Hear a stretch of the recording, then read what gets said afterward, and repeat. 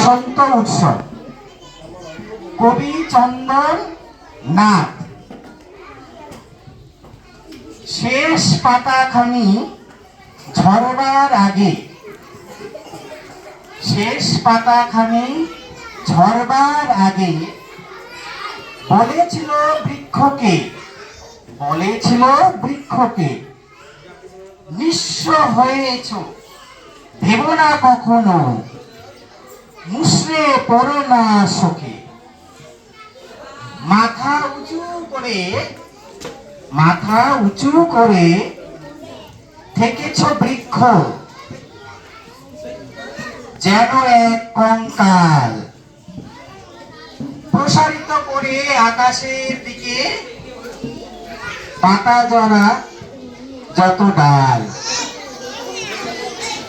ইংরাজ শেষে নীরবে যখন বসন্ত এলো বারে, বিস্ময়ে দেখি সে ডালি রঙিন হাজারো অলঙ্কারে।